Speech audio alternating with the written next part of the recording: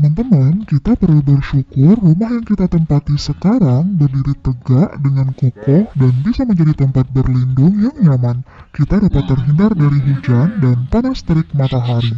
Rumah yang kokoh tentu dibangun oleh pondasi dan rangka yang kuat. Begitu juga dengan tubuh kita.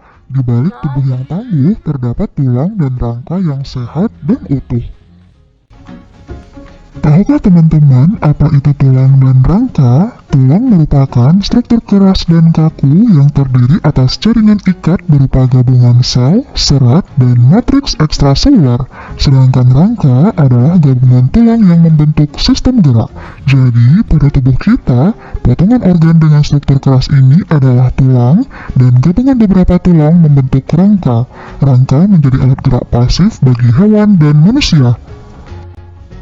Berdasarkan letaknya, rangka terbagi dua, yaitu eksoskeleton dan endoskeleton. Eksoskeleton adalah rangka yang terletak di luar tubuh makhluk hidup, contohnya pada invertebrata seperti belalang. Endoskeleton adalah rangka yang terdapat di dalam tubuh makhluk hidup. Rangka ini terdapat pada seluruh vertebrata. Di dalam tubuh kita, rangka berfungsi sebagai alat gerak pasif, artinya rangka tidak bisa bergerak sendiri, melainkan dengan bantuan otot. Rangka juga berguna untuk menegakkan dan menopang badan, seperti rangka tulang belakang, melindungi bagian tubuh yang lunak dan penting, contohnya tulang tengkorak, tulang dada, dan rusuk yang melindungi otak, jantung, dan paru-paru, memberi bentuk tubuh, contohnya tulang tengkorak yang memberi bentuk pada wajah, tempat melekatnya otot-otot rangka, dan tempat pembuatan sel darah merah dan sel darah putih. Nah, teman-teman, susunan rangka orang dewasa terdiri dari 206 tulang yang dibagi menjadi dua, yaitu rangka aksial dan rangka apendikular. Rangka aksial adalah rangka sumbu tubuh yang terdiri dari 80 tulang, meliputi tulang tengkorak, tulang belakang, tulang dada, tulang rusuk, dan tulang gelang. Rangka apendikular adalah rangka alat gerak yang terdiri dari 126 tulang, terdiri atas tulang bahu, tangan, telapak tangan, panggul, tungkai, dan telapak kaki. Susunan tulang yang beragam tadi dikelompokkan menjadi 3 bagian, yaitu tulang tengkorak, tulang badan, dan tulang anggota gerak. Yuk kita lihat bagiannya satu persatu. Pertama, tulang tengkorak. Tengkorak kita disusun oleh tulang-tulang pipih. Tulang tengkorak dibedakan menjadi dua, yaitu tulang bagian kepala dan tulang bagian muka. Tulang bagian kepala terdiri dari tulang dahi, tulang baji, tulang ubun-ubun, tulang pelipis, dan tulang kepala belakang. Tulang bagian muka terdiri dari tulang air mata, tulang hidung, tulang pipi, tulang rahang atas, dan tulang rahang bawah. Berikutnya, tulang badan terdiri dari tulang belakang, tulang dada, dan tulang rusuk. Tulang belakang berfungsi menguatkan dan menyeimbangkan tubuh saat berdiri.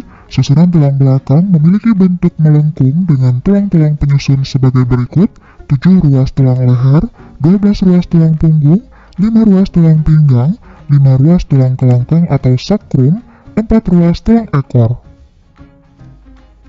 Tulang dada tersusun atas tulang pipih yang terdiri dari bagian hulu, badan, dan tajuk pedang. Tulang rusuk memiliki bentuk melengkung, membentuk rongga sehingga berfungsi untuk melindungi organ jantung dan paru-paru dari gesekan. Tulang rusuk tersusun atas 7 pasang tulang rusuk sejati, 3 pasang tulang rusuk palsu, 2 pasang tulang rusuk melayang.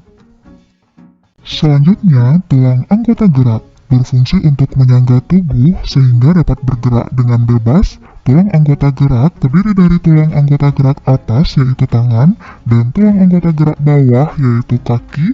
Tangan disusun oleh tulang selangka, belikat, tulang lengan atas, tulang hasta, tulang pengumpil, tulang pergelangan tangan, telapak tangan, dan tulang jari-jari tangan. Kaki disusun oleh tulang usus, tulang kemaluan, tulang duduk, tulang paha, tempurung lutut, tulang kering, betis, pergelangan kaki, telapak kaki, dan tulang jari-jari kaki. Nah, tahukah teman-teman, pada saat embrio, rangka manusia tersusun atas tulang rawan hialin yang sebagiannya akan berkembang menjadi tulang keras. Perkembangan tulang ini disebut dengan osifikasi. Jadi, osifikasi merupakan proses pembentukan tulang yang bermula saat embrio berada dalam kandungan. dimulai dari terbentuknya tulang rawan hialin, kemudian terbentuk pusat osifikasi primer pada bagian tengah tulang yang banyak berisi osteoblast. Osteoblast membentuk osteosit. Pertumbuhan ini berlangsung saat embrio berumur 9 minggu. Selanjutnya, osteosit tersusun melingkar membentuk sistem Hofers yang mengandung banyak pembuluh darah dan serabut saraf. Selanjutnya akan terbentuk tulang spons. Kondisi ini terjadi saat embrio berusia 3 bulan. Setelah bayi lahir, di sekitar osteosit dibentuk matriks tulang dari senyawa protein yang mengandung kalsium dan fosfor yang akan membuat tulang mulai mengeras. Pembentukan pusat osifikasi sekunder pun mulai muncul pada setiap epifisis. Pada bagian diafisis, pembuluh darah semakin berkembang dan rongga medula pun terbentuk. Selama terjadi osifikasi, bagian di antara epifisis dan diafisis akan membentuk cakra epifisis. Bagian cakra epifisis terus mengalami penulangan yang mengakibatkan tulang memanjang. Apabila matriks tulang berongga, maka akan membentuk tulang spons, sedangkan jika matriks tulang menjadi padat dan rapat, maka akan terbentuk tulang keras atau tulang kompak. Pertumbuhan tulang ini terjadi dari masa anak-anak hingga dewasa. Tulang yang membentuk sistem rangka kita dihubungkan oleh bagian yang disebut sendi. Adanya sendi ini dapat membantu tubuh kita bergerak. Berdasarkan sifat geraknya, persendian dibedakan menjadi sinartrosis, sendi mati, amfiartrosis, sendi kaku, dan diartrosis, sendi gerak. Kita akan membahasnya satu persatu. Pertama, sinartrosis atau sendi mati merupakan persendian yang tidak memungkinkan terjadinya pergerakan. Sinartrosis ada dua macam. Sinostosis atau sinfibrosis adalah hubungan antar tulang yang dihubungkan dengan jaringan ikat serabut padat, contohnya pada tengkorak, dan sinkondrosis, persendian oleh tulang rawan hialin, misalnya hubungan antara tulang rusuk dengan tulang dada. 2. Amfiartrosis atau sendi kaku. Sendi ini memungkinkan terjadinya sedikit pergerakan karena hubungan antar tulang ini dihubungkan oleh kartilago atau tulang rawan, misalnya pada hubungan antar tulang betis dan tulang kering. Dan terakhir, diartrosis atau sendi gerak. Persendian ini memungkinkan terjadinya gerakan tulang secara leluasa.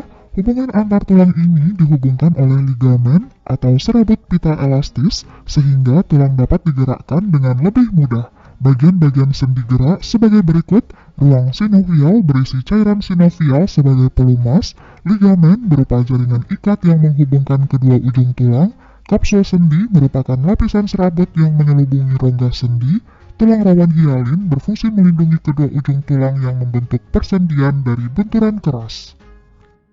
Berdasarkan arah geraknya, persendian diartrosis dibedakan. Sendi putar memungkinkan terjadinya gerakan memutar, contohnya persendian antara tengkorak dan tulang atas. Sendi peluru memungkinkan terjadinya gerakan ke segala arah, contohnya persendian antara tulang lengan atas dan gelang bahu. Sendi engsel memungkinkan terjadinya gerakan ke satu arah, contohnya persendian pada siku dan lutut. Sendi pelana memungkinkan terjadinya gerakan kedua arah, contohnya persendian antara tulang ibu jari dan tulang telapak tangan. Sendi geser memungkinkan terjadinya gerakan bergeser, contohnya persendian antara tulang hasta dan tulang pengumpil. Dan sendi luncur memungkinkan terjadinya gerakan badan melengkung ke depan, ke belakang, atau memutar, tapi terbatas. Contoh persendian antara tulang belikat, pergelangan tangan, dan kaki. Itulah jenis-jenis sendi gerak pada tubuh kita. Gangguan pada tulang dan sendi tadi bisa kita cegah dengan kebiasaan hidup sehat berikut: berolahraga, menjaga kepadatan tulang dengan latihan beban, jogging, dan hiking, memakan makanan bergizi, mengonsumsi sereal yang tinggi kalsium untuk tulang kuat, berjemur pagi untuk mendapatkan sinar matahari sebagai sumber vitamin D alami yang dapat membantu penyerapan kalsium, tidak meminum minuman beralkohol karena dapat menghalangi penyerapan kalsium dan aktivasi vitamin D, dan meminum suplemen kalsium untuk melengkapi kebutuhan kalsium harian. Boleh dicoba ya teman-teman. Teman-teman, berarti di video kali ini kita sudah membahas tentang alat gerak pada tubuh kita berupa tulang dan sendi. Terima kasih sudah menonton sampai selesai.